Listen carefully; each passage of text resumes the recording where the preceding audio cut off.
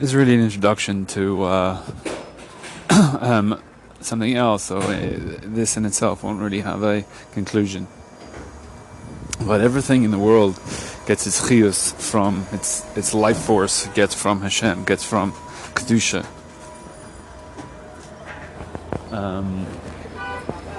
So in holy things, there's the structure of 10. Everything kedusha has a structure of 10 in it. So there's 10. The Eser Severus is the power that is the energy that powers kedusha. Klipa is anything that isn't kodosh. So, for example, wool is kind of pariv. It's called Klipa noiga. Noiga is very thin. So if you have a walnut is the classic heavy Klipa. It's you can't see the nut in the walnut skin, but in a grape, when it has a skin, but you can see right through it. So you can see the flesh and the fruit through the skin. So that'd be a Klipa noiga. It's a very light Klipa. But again, it's pariv. A grape is pariv. What do you eat it without a bracha? Do you eat it with a bracha? Do you make wine out of it and make kiddush? Do you throw it at cars? It in itself can go either way. A klipa noiga is a klipa that can be subliminated from sublime to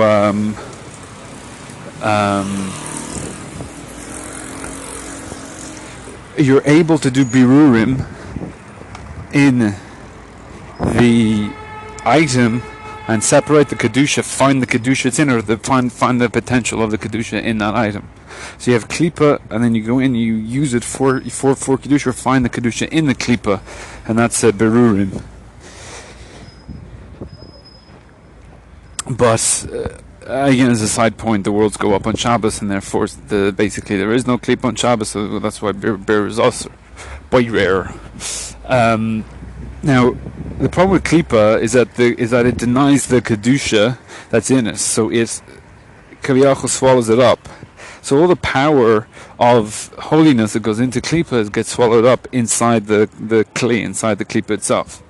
Like a black hole, the more light you shine on it, no light exists in the black hole. So how do you get light in a black hole? Well, there you can't. But since everything needs power, needs chiyus, needs sustenance, and all that sustenance comes from kedusha. So if all the kedusha is swallowed up in the klipa, so therefore, how does it exist?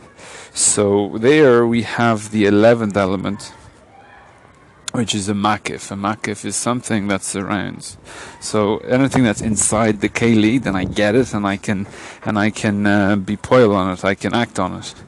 But anything that's makif it's outside of me. It's like a part of me. It's really like a subconscious or a superconscious that exists, but I'm not really in touch with it. And if I was in touch with it, then it would not be subconscious anymore. It would enter into the consciousness.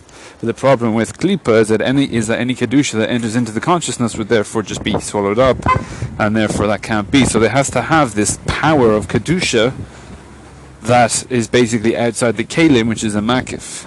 Now, because it's outside the kelim, therefore there's no structure to it that has this wild power, this wild koyach that sustains it. As we see in the ketairos that there's 11 ingredients to the ketairos, because one of the goals of the ketairos is to bring in the klipa, or do birurim of the klipa. So the 11th smell is the levoina, the frankincense is smelly. So it's like represents the klipa, but put in with everything else, then makes it then has a nice smell.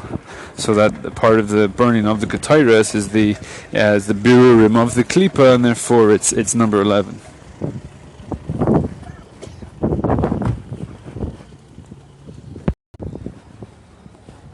So to really explain what klipa is, Kedusha is, and again, it's anything that's holy, but anything that's holy, it is what it is. It doesn't need any cover up. It doesn't need to hide. You can insult it, and it's not bothered by it. It's completely whole, shalem, because it's panimi is its etzem, that it's again, the kedusha is in the kelim and it is kedusha, so the chitzoni and the panimi really reflect each other. But klipa really is a cover up, where since again its power is coming from kedusha, but it has nothing to do with kedusha. If it ever was true to itself, then it would basically cease to be, because if it was able to tap into its inner power, which is kedusha, so then it would, let's say, do tshuva and not be klipa anymore and just be fully kodesh. So therefore, the klipa would cease to be once it internalizes its struggle.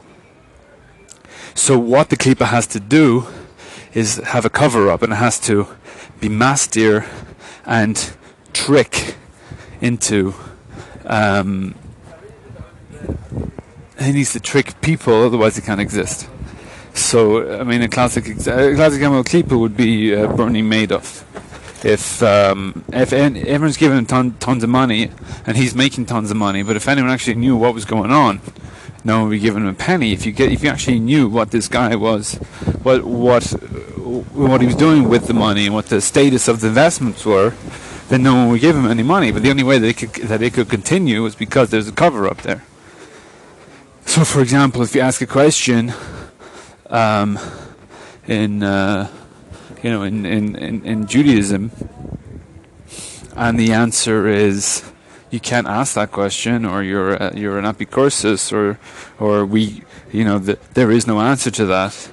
So then it's a cover-up that this, the source material or whatever you're doing, there's a problem there, that they're not confident enough in order to say, this, even if, I don't have the answer, but it doesn't threaten me because I know the answer's out there. But to say, you can't ask that, there's a cover-up going on. So therefore you can tell that it's that this is the power of Klipa. Now again, what Klipa is doing is that it's taking its chiyus in an external manner from any kedusha that it can find, so that it will suck it up and then take all that power out of it, and then once there's no energy left, will either die or move on to something else. You have a lot of addictions and things like that where the person thinks that it's going to give them, and it has to say, for example, you have to do it now. Let's the